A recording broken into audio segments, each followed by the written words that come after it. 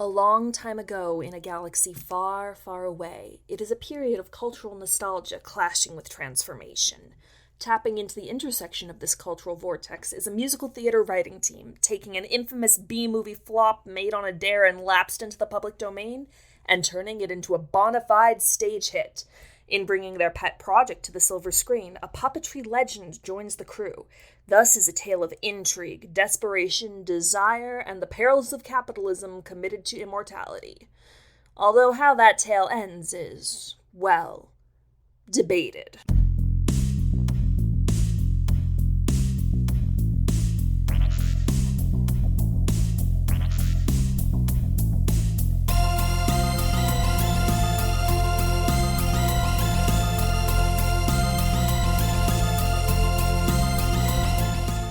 Hello there, and welcome back to 6 Degrees of Star Wars, the podcast where we explore all the ways George Lucas's flagship franchise surrounds us, binds us, and penetrates us in the landscape of cinema. I'm your host, Sam Marchioni. Joining me today is Jasmine Garcia. Don't feed the plants. River Lane. Hi. Meredith Cook. Sha-na-na. And Sydney McGahee. DDS. And in case the jokes didn't give it away, or you somehow did not listen to the previous podcast episode, we are covering Degree 5, Little Shop of Horrors, directed by Frank Oz, who is also known as the puppeteer. And please hold the music until I'm done with the spiel, guys. Sorry. I get it, it's a bop, we'll get into it, but in addition to Frank Oz working behind the camera and bringing his Frank Ozzy touch to it, we also have our first instance of what I call the uncredited amendment. This movie has 3 actors who are uncredited in the film, but have also appeared uncredited in Star Wars projects. We have Tina Simmons, who was in Episode 6 as a Rebel technician, Derek Lyons, who was a medal bearer in Episode 4, and Daryl Brooke, who was a Rebel pilot at the Ewok celebration. We love and support extras in this house, always. Mm-hmm. But anyway, back to Little Shop. You can already kind of tell from the energy where this is gonna go, but this was fun. Like, I knew Little Shop in bits and pieces, but I'd never really seen it all the way through. My high school did it when I was a freshman. It was super fun, and I had seen bits and pieces of the movie, and it had been a long time since I had seen the full thing. So this was a fun rewatch. I saw it for the first time like 2 years ago, I think. And then I rewatched it last Halloween, and it's going to join my Halloween rotation. Good choice. So I don't have, and I think my former high school was going to do it for their musical the year COVID hit. Oh no! So they never actually ended up being able to do it. But that was going to be their spring musical. Sid, that happened to you too, didn't it? What? Yeah, so not only are River and I laundry twins, we're also COVID twins. So what happened was our spring musical was Little Shop of Horrors. I was supposed to be one of the urchins, and what happened was the girl who was playing Audrey, it wasn't working out with her. So the director, who was also my English teacher, so we were really cool with each other, asked me to read for Audrey and to sing Somewhere That's Green and Suddenly Seymour. And they were supposed to make a decision if they wanted to keep the original actress or to have me play the role, and then COVID hit. No! You could have had like a whole Joy Woods narrative there. Yeah. Oh, I'm so sorry. That really sucks. COVID! We need a sad trumpet sound effect right now. Either that or I'll go with Jar Jar Binks stepping in poodoo. There you go. There you go. Oh, go. Oh god. As for me, I've never properly ranked my favorite musicals, but this is definitely high up there. Always has been. I saw a Community production at a few years back that was actually pretty fun.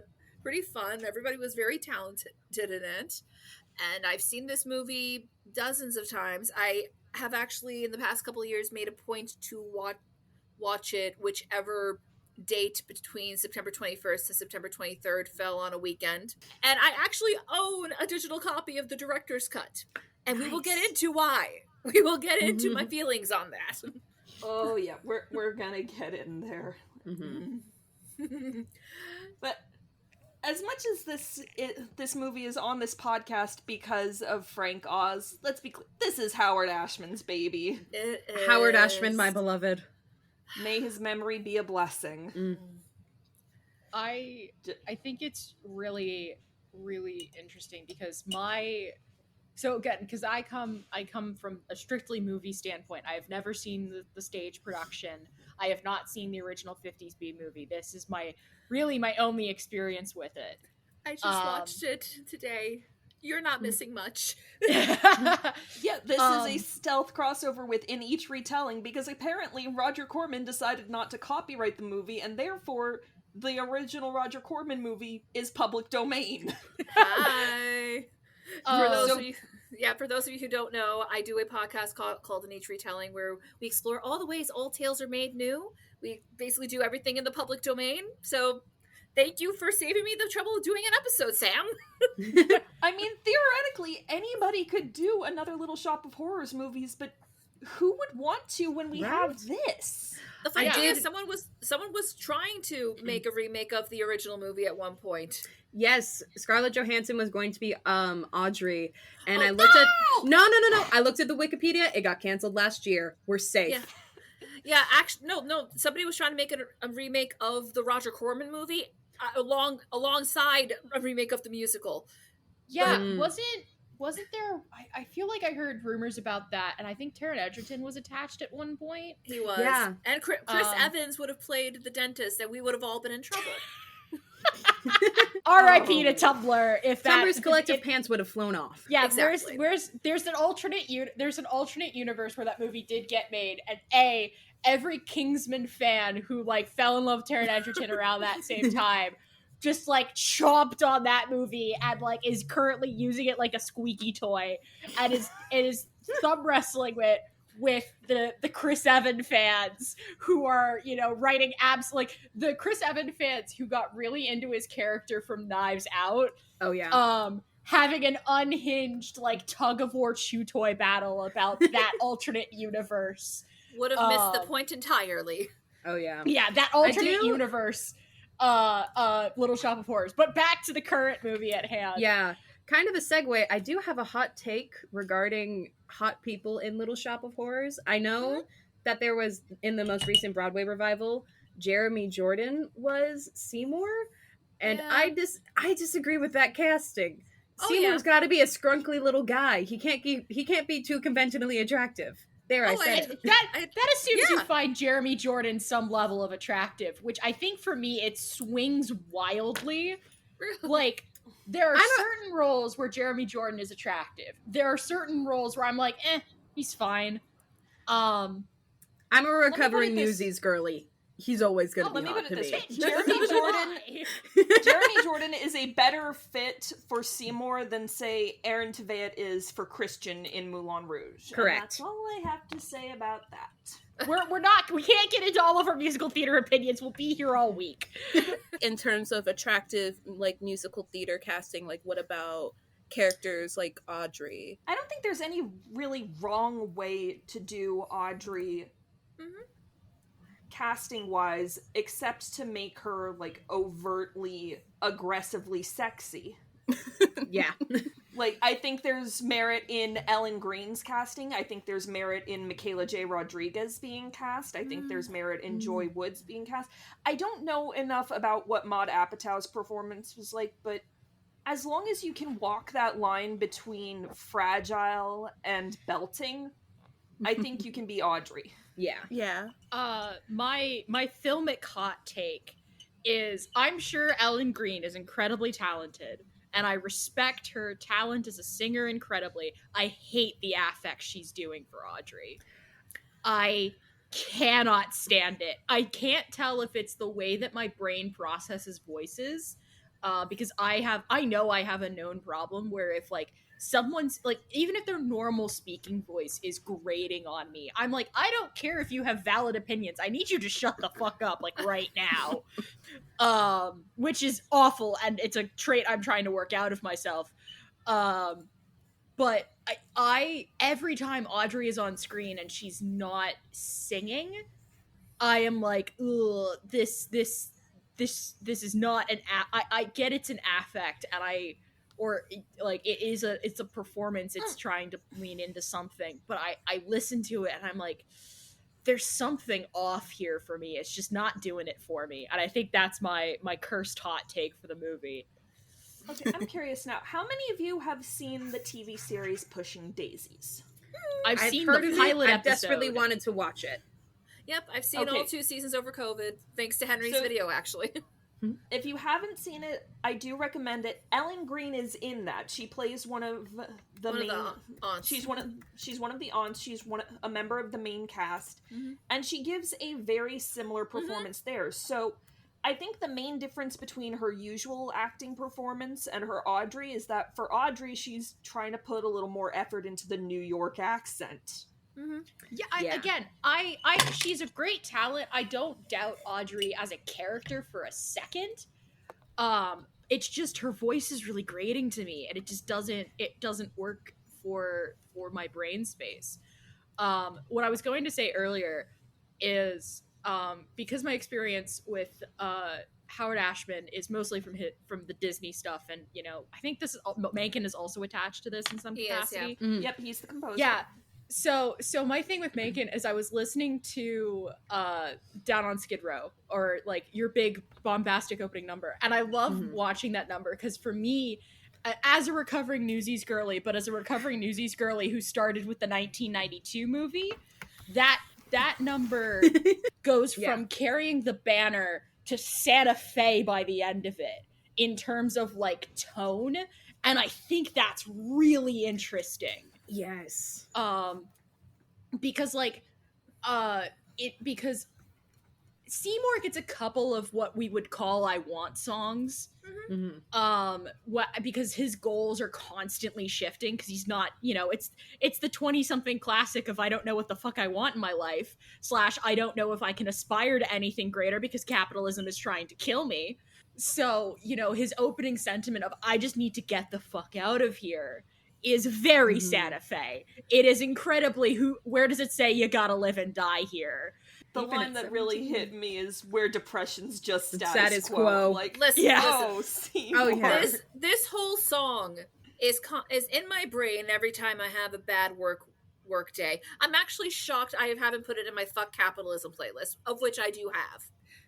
I watched this YouTuber who did a series about how he's like, I kept telling myself I wasn't a big musicals guy, but then I watched a bunch of musicals over COVID and realized that actually I've been a musical guy this entire time. Gatekeepy theater kids just got to me.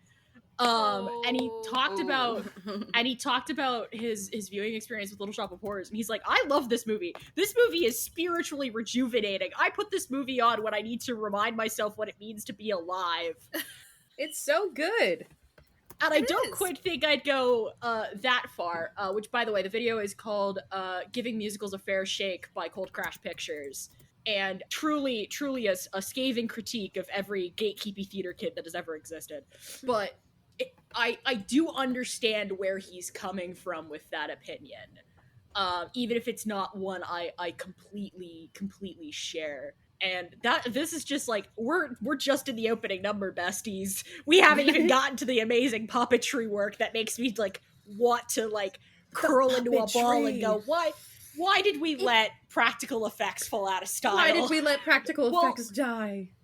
I mean, I agree with that, but one of my favorite bits of trivia about this movie is Rick Moranis and anybody else who interacted with that puppet had to act in slow motion.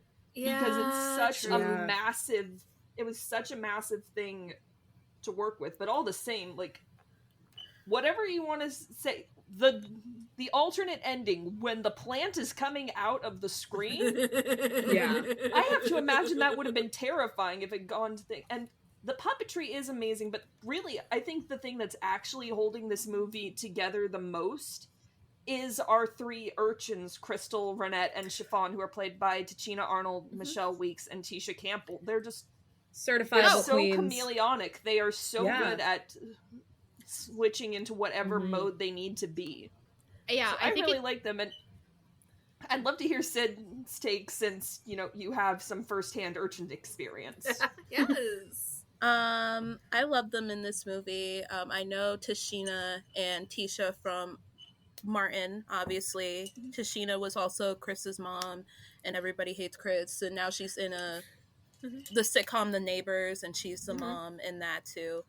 The urchins, I think, are the glue to the story. I think if you don't have good urchins, I think it just all falls apart immediately. Yep. They also have the best outfits. Yes, they do. Oh, honestly, I am ashamed to say it took me until this watch through to connect that the Greek chorus were the kids that Mushnik is trying to shoo out of the window. I hadn't made the connection that they were the same actors. You know, I don't blame you. And I'll tell you, because obviously I knew, because I am clearly a huge stan of this whole musical. But I could see why, because on my recent rewatch, I was like, wow, if you didn't know, I could see somebody missing that, because they look so different. They look younger somehow when they're playing the urchins rather than just the Greek chorus. Like, I don't know what they did, but it was magic. And this was their film debut. I think they were around 15 years old, and their names, Crystal, Ronette, and Chiffon, they're all girl groups. Yeah. Oh yeah. They're phenomenal, and it sucks, like, Michelle doesn't even have a Wikipedia page, and like, hey, Abbott Elementary, when the writer's strike has ended and y'all have like gotten everything that you deserve, can we get these 3 women guest starring in Abbott? That'd be so cool. So what I'm hearing is that Abbott's getting a musical episode. They need to. Abbott Elementary does Little Shop They have of Horrors. Shirley Ralph. They need to use Shirley Ralph correctly. Of course. I mean, they're using her correctly enough to get her an Emmy, but yes.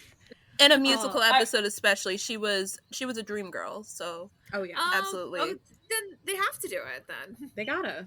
Cheryl Lee Ralph would be great in Little Shop of Horrors. Now, because I know the Pasadena Playhouse had Amber Riley as Audrey 2. And now I'm imagining Cheryl Lee Ralph's Audrey 2, or her Audrey 1. Like, why not, right? I want Cheryl Lee Ralph singing all the time. She's amazing. She's amazing. As much as I love Ellen Greene, I'm glad that they're kind of trying to expand from her general look, because up until very recently, pretty much every Audrey was trying to do Ellen Greene. And it's like, guys, you're doing great, but let's let Ellen Greene do Ellen Greene. Let's try to make the role your own somehow. You could say that the Audreys are moving to greener pastures. Tomato.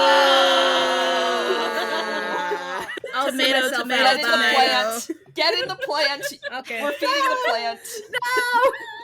No, I just said don't feed the plants. Dang it, Sam! You're gonna start the apocalypse. Would it really be that bad at this point? Yes. I did write in my notes when Audrey 2 grabbed the gun in Mean Green Mother, I wrote plant orca solidarity. Oh, No, it's not. And I'll tell you why. Because that plant is the embodiment of capitalism. That is part of why I love the shows. So you're basically trying to end the world with more of what ended the world already. True. With that said, I would watch a whole movie. I rescind my comment. With that said, I would watch a whole movie with Kaiju Audrey 2. I would watch a whole movie of that.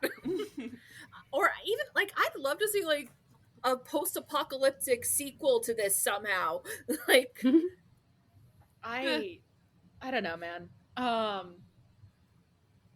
I do appreciate the other thing that gets pointed out in the Giving Musicals a Fair Shake video, which I'm going to borrow from just again for 5 seconds, is the idea that, like, when you're watching a musical, the best way to, like, get yourself to buy into the musical is to put it on a soundstage. Which I feel like they don't try to hide that this movie is being shot on a soundstage with, you know, matte paintings and what have you. And I think that adds to the look and feel of the film, and the idea of this is a dead end.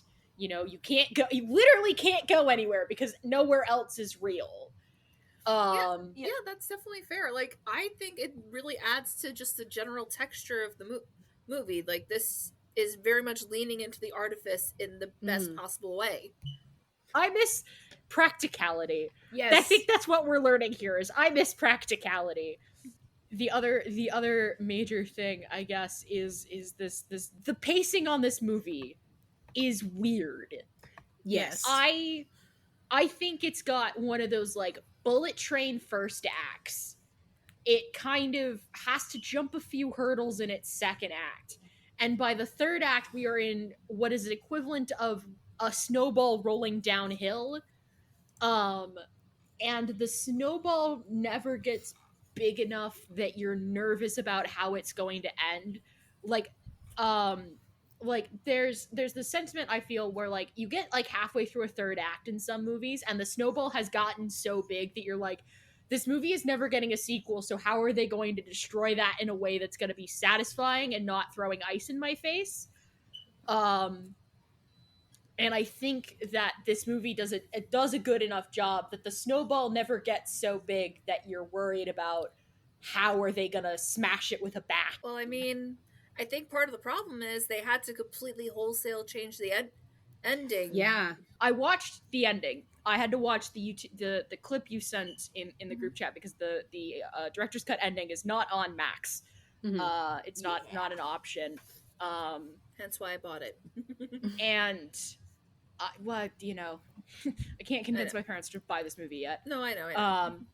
And I watched the ending and the clip it's given. The clip, the way it's cut on YouTube, you don't get Seymour and Ellen. You don't get Seymour and Audrey's death. You just start from the getting the clippings, and no wonder you're confused. Yeah, like the clipping, getting the clippings. Sorry about that. It's hard to find. You're fine. I don't know if like Max has been doing DMCA takedowns or something, but yeah, it's harder to get the director's cut ending. If I had known you guys needed help with that, I would have gladly figured out a way to screen share it. I don't hate the happy ending. I think it's fine. I also don't hate the everybody dies ending. But that's mostly because like the everything dies ending gets too big, I think. This movie has been fairly tight and fairly small. Like, our cast never exceeds, maybe 6 people at any given point in time. And I'm not doing a count off the top of my head, so maybe it's like less than 6. But so when the plants start taking over and you're starting to see, hordes and hordes of people, you're like, now hang on a minute. What? Where did all these people come from? I mean, I think it might be like a problem like Into the Woods had, because things start falling apart in the second act when you're getting a lot more meta theatrical. And again, I have never seen the stage play, but just looking at like the synopsis on Wikipedia, it sounds like this would have functioned a lot better on stage than it does in a film. I'd love input from somebody who's done it on stage or knows it on stage. So Sydney, if you want to go ahead. I actually read about this production and why they changed the ending. I think I forgot who made the change or who said it. It was basically because like on stage you can kill a character, but at the end, they get up and like they're okay, like you do the bows and curtain call and everything. In a movie it's different. Once they're gone, they're gone. And I don't think that would have worked because, especially Seymour, is more likable in this version. He's not as much of a dickweed. I was going to say coward. I was going to say coward. Because he doesn't trick Mushnick when he gets eaten. He doesn't really trick him necessarily, like he does in the just kind of lets version. it happen. I have to disagree only because there was a time when somebody back during the heyday of Tumblr, and I mentioned it in the chat, where someone specifically asked me which ending I preferred, and I went through a whole, like, let me see, 1, 2, 3, 4, 5, 6 paragraph speech about it, basically. And while, yes, I can see the argument that Seymour is more likable, and you're right, but I think a big problem in film criticism in general, I'm not saying you specifically Sydney, I'm talking about film criticism in general, or at least I get it. What passes for it. A lot of people don't recognize the difference between what they want to happen to a character and what's actually good for the story. Yeah. I am the kind of person who usually loathes it when their favorite characters die. In this case, I feel like it's very necessary in order for the point to hold. Yes. Yeah. I really prefer the director's cut ending because, kind of like how we were saying, this is such an aggressively soundstage world, and then the ending is just so aggressively big B-movie Hollywood ending. It feels really appropriate to the way that they're telling the story. And it's also just amazing to see the feats of puppetry that they went through to do all the things. And it's so cool, and it makes me wonder how they did that in the best way. And at the end of the day, it's all about how these bloodthirsty monsters understood capitalism a little too well. Or using it to eat the world. It's also... Do you think some of the changes to Seymour might have been facilitated by the casting of Rick Moranis? Because I love Rick Moranis. He's fantastic in this. That man does not have a malicious bone in his body. No. Which is part of what makes his performance as Darth Helmet so freaking funny in Spaceballs. Yes. I wrote in my notes for this, Rick Moranis Seymour is untoxic masculinity. He is! And he's precious, and I love him, and he and Ellen Greene have such great chemistry. They really do. Do you think you can read maybe, I was gonna say Rick's portrayal, or even any portrayal of Seymour as kind of like nice guy syndrome? I could see an actor doing that. Yeah. I can definitely see an actor doing that. However, that would definitely be something I could see Jeremy Jordan doing. Yeah. That'd be interesting. The only flaw with the nice guy reading is that the options in this movie are decent person Seymour Krelborn, or abusive sadist dentist, or trying to kind of a jackass trying to get by florist. Like, the men in this movie such a low bar. Like, the bar is in the basement, and Seymour is walking on, like, the gap between the main level and the basement. I think that's the best way of putting it, because every other example is so goddamn terrible.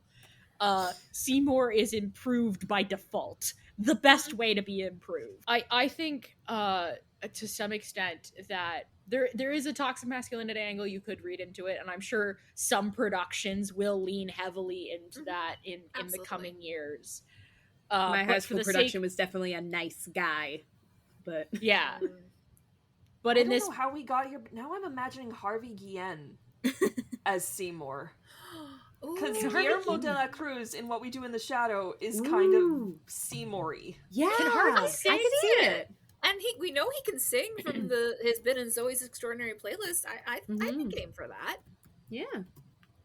We get him and Michaela J. Rodriguez. Yeah. Yes. That could be fun and funky. Yeah, if they're gonna remake it, do that. I have a couple of notes. I have like two.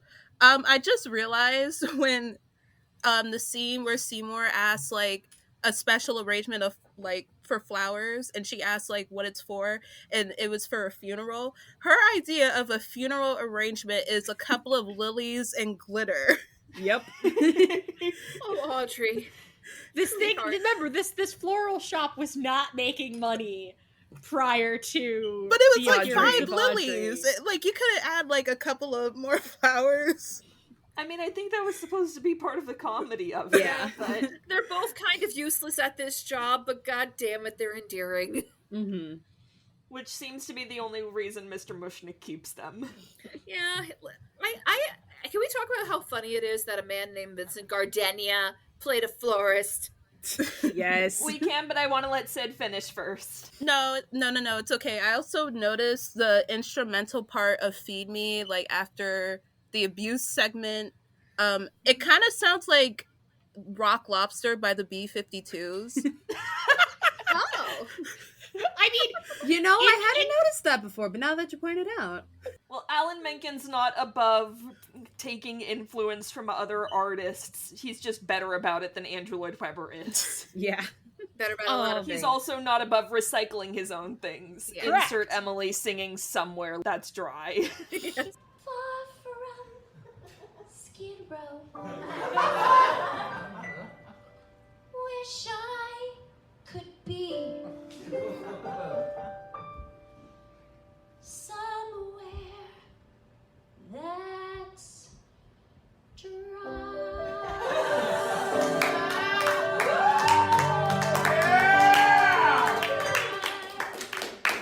I love that performance. But that going back to Ashman and Menken, and specifically Ashman, this was, I think, going into the toxic masculinity thing, Howard Ashman, I think, is the example of a queer man who uses his insight into how other people function to write outside his orientation really, really well.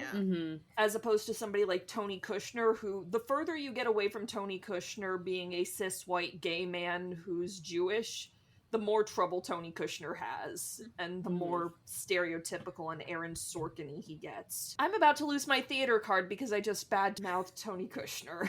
Get the torches and pitchforks. I think that Suddenly Seymour is genuinely one of the best love songs in the musical theater canon. Easily. Yes. It's phenomenal. It's so good. And it's so touching because while Sydney's absolutely right, you could easily play Seymour as the nice guy.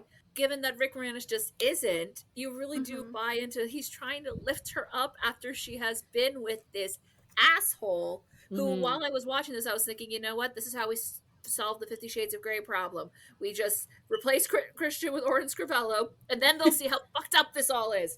Yes. My dentist does sing. I told my dentist that I'm in theater, and he will sing the dentist song sometimes. That's delightful. I read the IMDb trivia page. The photos of the awful teeth were supplied by Alan Menken's father, who is actually a dentist. Also, Alan Menken's father was one of the people to advocate for the safe use of laughing gas as a dental practice.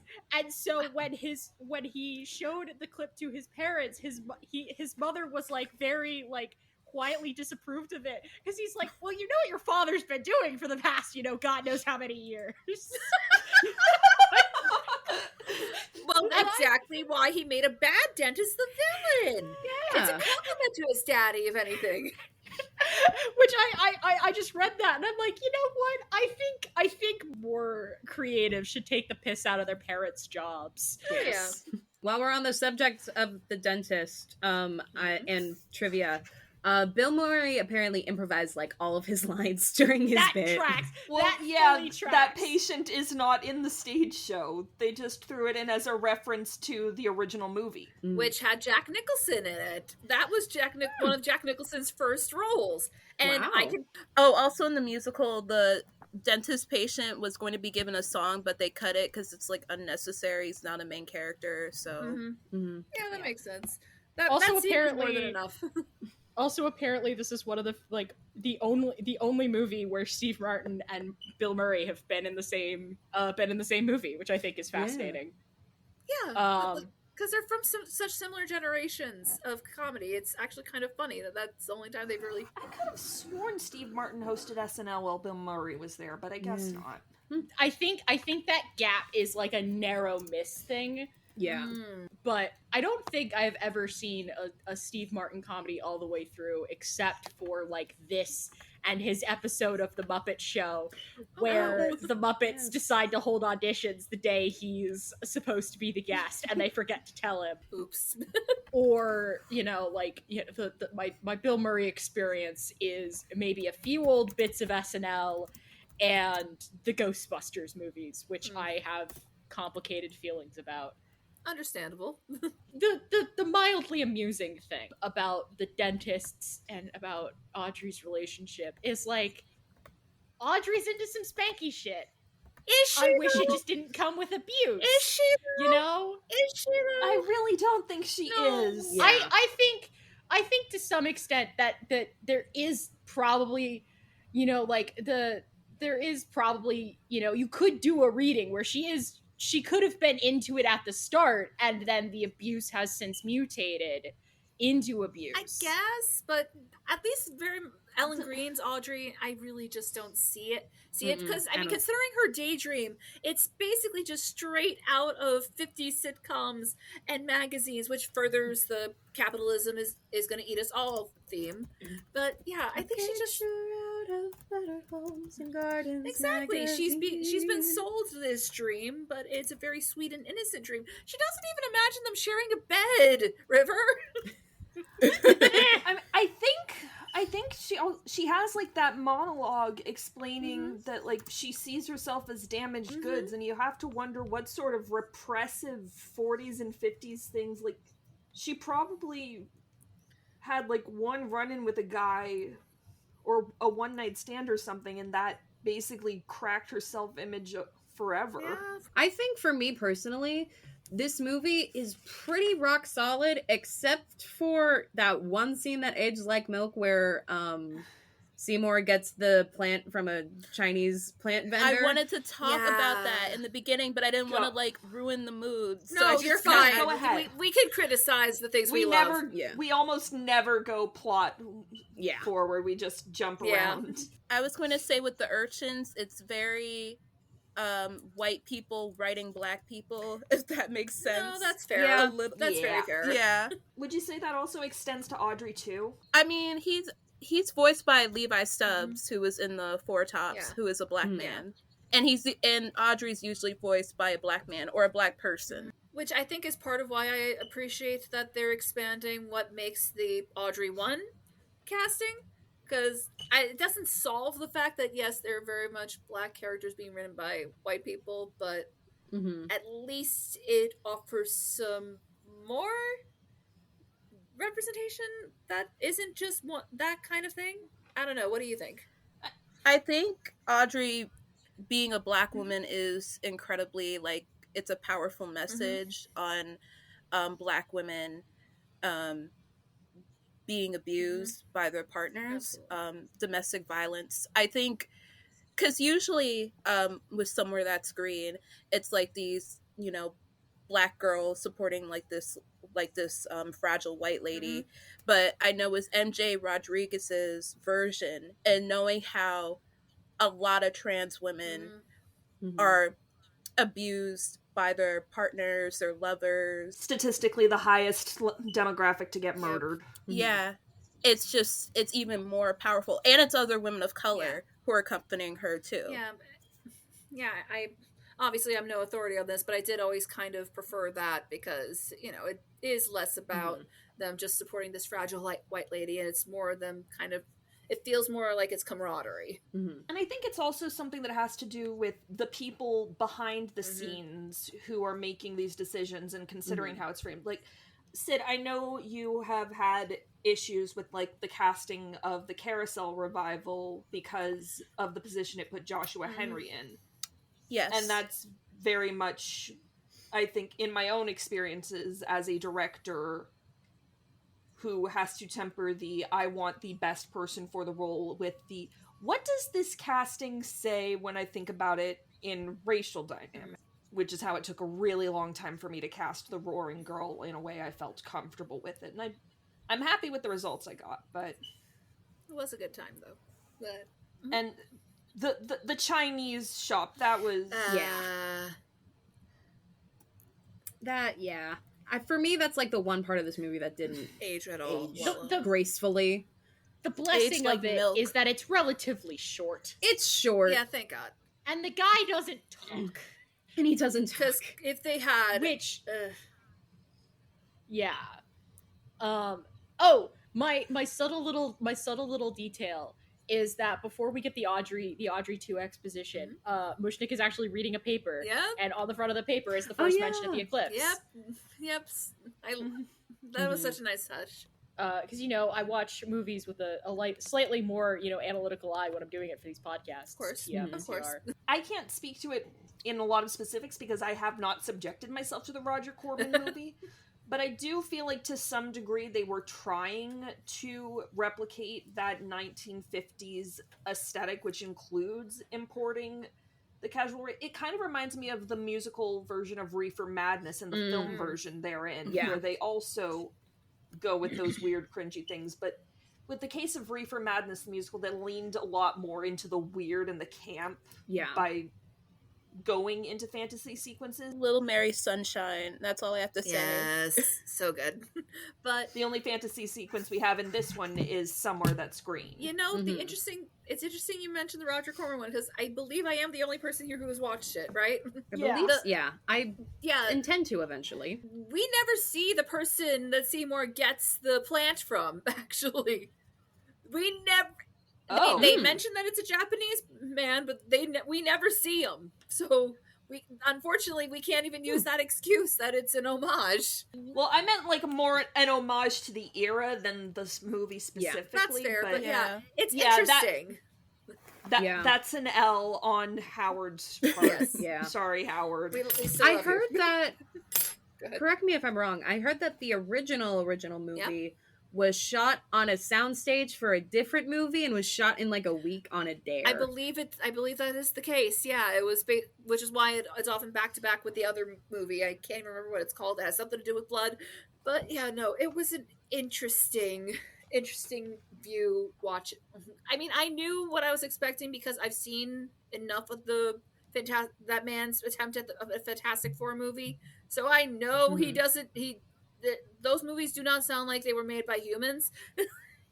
And it was basically the same case here. Is the old one so bad that you can at least make fun of it while you're watching it? Oh yeah, Riff Tracks did an episode on it. Honestly, if you're gonna watch it, I feel like that's the way to do it. But I will also say, kind of circling back to the dentist, you know who the real hero of this movie is? And she's never even on screen? His mother. And you want to know why? Because if she had not intervened, he straight up would have been a serial killer. Yes, he's still awful, but at least he's not a serial killer. And it actually led to him getting eaten by that plant. So, I mean, go Mama Scrivello. My favorite thing watching it this time was as Seymour was dragging the body bag, you just heard the thunk. Thunk, thunk as it went down the stairs. Couldn't have happened to a nicer guy. Oh yeah. Although I did miss It's Just the Gas. I did. Me too. I understand why it was cut, but I did miss it. Mm-hmm. Yeah, and I think that kind of pulls us back into the issues of pacing around the movie, because every movie musical runs into this problem in some way. You've got to cut stuff to move from a 2-act stage structure to a 3-act movie structure. Yeah. But in this case, I think it's well streamlined. Yeah. And I think it's always better when it's the original creators who are in some level of control. For sure. I'm imagining going back to The Little Mermaid and Alan Menken and Howard Ashman fighting for part of your world, where in this situation, it's Ashman and Menken sitting down okay, we're doing this in a movie setting. Do we need this? Do we need that? And coming to the conclusion that we can handle the story without It's Just the Gas. They also cut a part of the Meek Shall Inherit. They cut the ending too, and they had filmed it. They cut Mushnick and Son, and they had filmed that part of the Meek Shall Inherit. Rick Moranis does a really good job. He does there's a shot where he's spiraling as he's singing it. It's really great. They also cut Mushnick and Son, which is I get. I'm not sure if you really need it, so I understand. I think they were trying to make Mr. Mushnick cruel enough that we wouldn't feel too bad about him dying, but I don't know, hard line to I think walk. he's more likable in the movie than in the musical for sure. Partially because we don't get Mushnick and Son. Yeah. Like, it's a fun number, but it definitely is where you can absolutely tell, okay, this guy is not, he is not a nice guy at all. Whereas in the movie, I feel like he's more, like, he's not the nicest person, but you can tell that he has good intentions generally up until his final moments. He's doing the best he can under the situation of that capitalism has put him into. Yeah. He is a failing business owner in a dead-end profession, in a dead-end corner of the universe where he has taken on essentially the dregs, like not the dregs of society, but two people who are very clearly down on their luck, and he's been doing his best to help them. But there's only so far that, you know, it's the put on your own gas mask before you can put on your own, before you put on others. I don't know why, but his character reminds me of the engineer in Miss Saigon. Even though I don't like Miss Saigon. It's like... Same, I do not care for Miss Saigon. But neither do I. I don't think the engineer in Miss Saigon is necessarily, like, the worst of the worst person. I think he's a selfish person. But I think he wanted to, like, escape. Because obviously the circumstances of the Vietnam War and the fall of Saigon and that sort of thing. They're both... the best I think a lot of the problems with the engineer just come from the taint of the whole yellow face thing that started it all, and Jonathan Pryce. Yes. They're both products of the societies that built them, I feel like. Just even the fact that this is, you know, Cold War era, and Mr. Mushnick, I read him as Jewish. It wasn't 100% clear to me if that was intentional or not, but I feel like it was not Jewish. He has a last name that would definitely put him under suspicion of, hey, that sounds like a red last name. Are you a cop? You know, the interesting... Once again, the Roger Corman film, it's much more blatantly that pretty much everybody in this story is Jewish, and Mushnick actually has vaguely Eastern European accent, so there's that. So I would definitely say, and plus Mushnick and Son, as I believe Emily's even said in her video on Little Shop, that they're definitely kind of referencing Fiddler on the Roof in a way.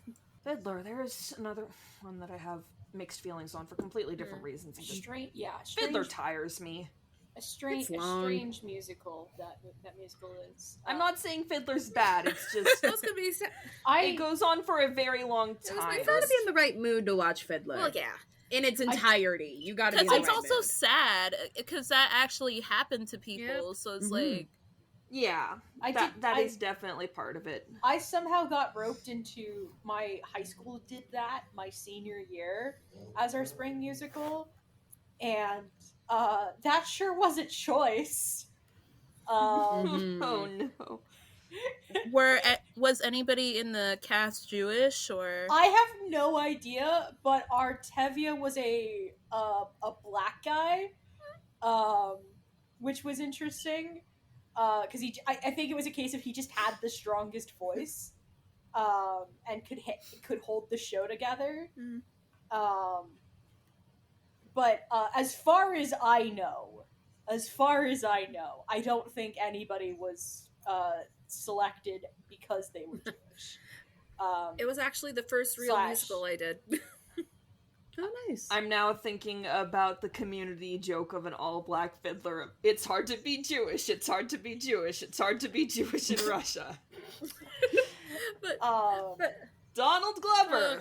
We brought it back to Star Wars. Yay.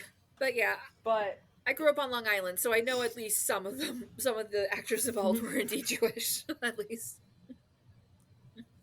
Oh yeah, such is the nature of being from Long Island. But this movie, I think, is one of those, because that's the thing about musicals.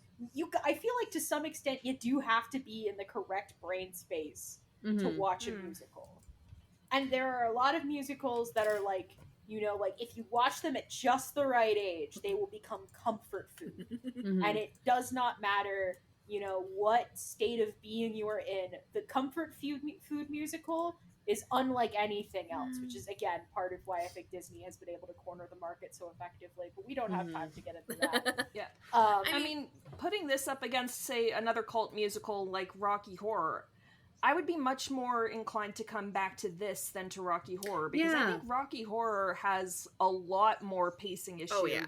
Mm-hmm. I lose interest in Rocky Horror basically after whatever happened to Saturday Night, and my interest only briefly revives for Creature Touch It, Touch It, Touch Me. Yeah. Rocky, but again, if you are asked to go to a live screening of Rocky Horror, odds are you say yes. Mm-hmm. Yeah. No, I say no. Not your... I would much rather go to a live screening of Little Shop of Horrors. Why isn't that a thing? It feels like it would fit right in. Yeah. That would be so fun. Alamos, get I on want it. to do that now. Alamo Draft House, get on that. Normies, I think, is the answer. Yeah. Didn't Little Rocky Shop's Horror? too mainstream. Rocky Horror is still a little weird. Well, yes. Yeah. And also some stuff in Rocky Horror didn't age well. No. Like, yeah. The sexual assault. Yeah. Yes. Yeah. Especially But with now. Little Shop, with Little Shop, I feel like it's impossible to walk out of the theater or like close out of the tab without like having the song in your head or having a smile on your face. Mm-hmm. It's just, it's one. Again, it's like River was saying. The comfort food musical. Like there are certain musicals where you're like, okay, I'm not in the mood to like, I can't suspend my disbelief today to get through this. Like, you know, I don't want to try and sit through the 25th anniversary Les Mis today, or you know, I don't feel like, you know, trying to commit myself to Phantom's, you know, bombast, and, you know, try not to think too hard about Phantom's whole deal. But, you know, but like, again, but also if you told me at any point that those two musicals hit you at just the right age and became comfort food, I would be like, okay, yeah, that I buy. That's, I think, the most interesting thing about both movies and musicals, but like musicals especially, is that certain musicals have a tendency to hit people at just the right age, that they just become like soul nourishing to go back to. Maybe Little Shop doesn't have midnight screenings because it doesn't have a dance you can do. Yeah. I guess that's true. It's a that's the other That'll thing. do I it think too. I think that's the only thing that holds Little Shop back. The only thing that holds Little Shop back from being like a musical that every high school does is the puppetry. Like, if you don't have a director that is committed to trying to figure out how to make the Audrey 2 either grow effectively or be played properly, do you want to hear how many puppeteers it took for this movie? Like, I'm gonna read them all. I think I knew off. at one point. 107? No. It's a lot longer than that. Anthony Asbury, Brian Hansen, Mac Wilson, Robert Tigner, Sue Dacre, David Barclay, Marcus Clark, Paul Springer, David Greenaway, Toby Philpott, Michael Bayliss, Michael Barclay, Don Austin, Chris Lath, William Todd Jones, Terry Lee, Ian Tregonning, John Alexander, Michael Quinn, James Barton, and Graham Fletcher were all principal puppeteers for Audrey 2. That is so many people. So many. For that massive freaking puppet. It's the masterful art of the puppetry. I think, honestly, my favorite form of Little Shop is the movie, purely because of Mean Green Mother. Like, that is a great song. It's a technical marvel. It's so cool. It's phenomenal, and like that's part of why you get Frank Oz. I think Frank Oz was the perfect director for this because he had experience with directing puppets, and he had experience with directing actors interacting with puppets, and enough style that he could carry into the overall stylized nature of this show. I also think he could lean into the fact that it's like, I get this sensation that some directors are fairly uncomfortable with musicals and how musicals work. And again, this movie is saved by the fact that it's not a big dancey musical, so you don't have to worry about trying to film a bunch of really complicated dance numbers and how to edit a bunch of really complicated dance numbers, which I think on top of the puppetry would have driven any editor mad. By the 1980s standards, I guess. But Frank Oz is not uncomfortable with directing a musical, which makes it seem that, like, you know, like, it is allowed to be as bombastic and as shameless as it wants because it doesn't have to worry about, you know, tiptoeing around the fact that yes, people are gonna break into song. Yeah. And that's one of my biggest pet peeves with like musical movies is when they nod to the audience of like, why are we singing? That's why I can't really get into Schmigadoon. I love that they just go for it. I know. I also don't have Apple TV. But like, I just love that this movie just goes for it, and there's not a single wink to the audience. It's just a musical. Actually, I love that. In the theatrical cut, there is a wink to the audience about it. God damn it, Jim Belushi. Oh, Jim Belushi, yeah. Damn it, Jim Belushi. Yeah, in the version I watched, he was like, "Can you kids stop singing for a second?" Oh yeah. Well, I think that might have been Howard Ashman and Alan Menken being a little pissed that they had to go back and rewrite the ending. And as they should be. That was BS. I'm telling you, test audiences keep on ruining this sort of thing. The same thing happened to I Am Legend. I think either way, looking at the end, like, I think the pacing is compromised either way because no matter how you look at it, you have one confrontation with Audrey 2 that ends with Audrey's either injury or death, and then you have to pause for the emotional button that is Audrey's encounter with the plant. Mm-hmm. And then you go back to Mean Green Mother, and it's like, I guess if you were going up on a roller coaster, you did a little dip, and then you're going back, and then is the big drop, and it's like, we were going, whoa, what? Wait. Whiplash. And now, yeah. Yeah. I don't know. I guess I just love that final moment with them so much that it doesn't bother me too much. Like, obviously, I ship it so hard. I hate that this is happening to them. But again, it really just brings it all home just how much this plant is ruining his life. Go ahead.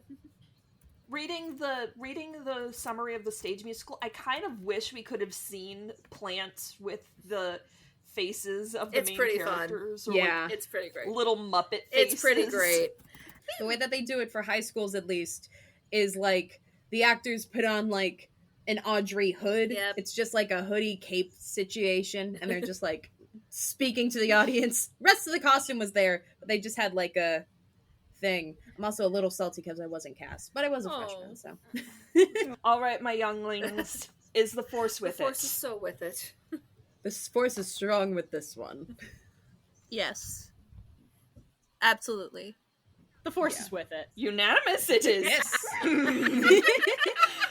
That's my best Yoda voice in honor of Frank Oz. Frank.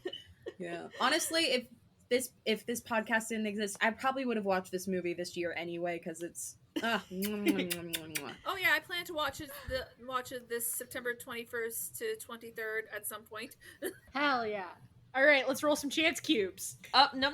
First, who has stuff to plug? I am a frequent guest on Jazz's podcast, but you can also find me on Twitter at Dreams Rebel. Apologies in advance for hockey. It's unsigned free agent season, and I don't know where my children are. I'm not on a lot. You can find me on TikTok at the Nerd. That's MER_the_nerd. She rolls for tea. It's great. I will be getting back to that series eventually. I was just in the middle of moving. You're good. My Twitter is Sydney_bug. It's all lowercase. You can also find me on Instagram, but I mostly post stories, and it's _Sydney_bug again, and another underscore. It's all lowercase. If you enjoy podcasts, especially avant-garde, interview-based, and/or story-based, I implore you to check out Vocal Canvas. Vocal Canvas is a podcast in collaboration with East Brunswick Public Library, Playhouse 22, and Next in Acting. I was lucky enough to be involved with this. Dennis Woods, who arranged this. This was his vision. This was his baby. Was lovely to work with. Absolutely lovely. The podcast includes more avant-garde performances, interviews with voice actors such as myself, and stories and skits. Episodes will be released early August to early September. I hope you give it a listen. And, well, like I said, I do have a podcast of my own called The Niche Retelling, and this was kind of a crossover between the two. And you can find me under Faye Riviera on Twitter, Tumblr, and TikTok. And you can check out my YouTube channel, La Femme Fictionale, for feminist media critiques. Find me on Patreon, Twitter, and Instagram at Femme Fictionale, and on TikTok at FictionaleFemme. Our theme music is provided by Refractory Period, the two girls, one beat synth pop sensation. You can follow them on Instagram at Refractory Period the band. To support this podcast, please subscribe to us on your platform of choice, leave reviews, and share with your friends to boost our visibility. And now, it's time to turn to the Chance Cube, so let's refresh ourselves on our categories. Degree 1. Non-Star Wars, but still made by George Lucas or Lucasfilm. Degree 2. Stars one of the main trio from a trilogy or the lead of a show or standalone series.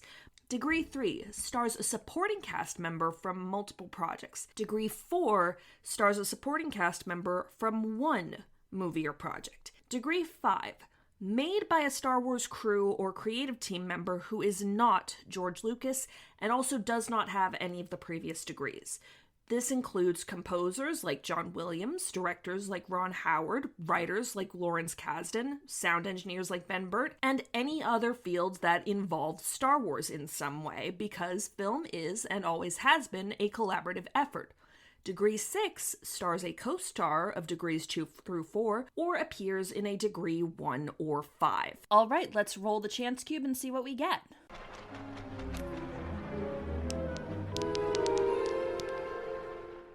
Is that a 1 or is that a 4? Is that a 1? That looks like a That 1. is a... That's a 4. It's a 4. It is a 4, which means next time we will be covering the menu. Nice.